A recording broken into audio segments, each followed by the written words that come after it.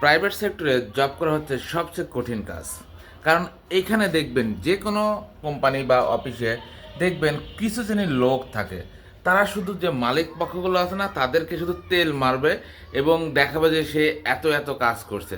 কিন্তু সে শুধু ওই মালিক পক্ষকে দেখানোর জন্যই, মানে যখন বসরা আসে তখন দৌড়াদৌড়ি করে ফাইল টাইল নিয়ে, আসলে সে কোনো কাজ করে না। সে কাজগুলো অফিসে যে অন্য যে এমপ্লয়িগুলো থাকে তাদের দিয়ে করিয়ে নেবে এবং সে শুধু দিন শেষে ওই আপনার মিষ্টি মিষ্টি ফলটা খাবে।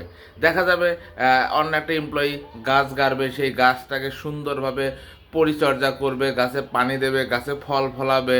শুধু ফলটা যখন পারবে, সেই পারা ফলটা সে শুধু খাবে, কিন্তু সে কিন্তু আসলে কোনো কাজ করেনি। সে হচ্ছে লোক দেখানো কাজ করে শুধু বসের সামনে। সো প্রত্যেকটা অফিসেই দেখবেন এইরকম কিছু শ্রেণীর লোক পাবেন, যারা হচ্ছে শুধু ক্রেডিট নেওয়ার জন্য ব্যস্ত হয়ে থাকে এবং নিজের সুবিধা ভোগ করার জন্য শুধু যে নম নম করে মালিক পক্ষ বা এমডি বরাবর বা ডাইরেক্টর বরাবর বা ঊর্ধ্বতন যে কর্মকর্তাগুলো থাকে তাদের পিছনে শুধু তেল মারতে জানে আর নিজের স্বার্থ হাসিল করে। এটা সব কোম্পানিতেই আপনি পাবেন কম বেশি।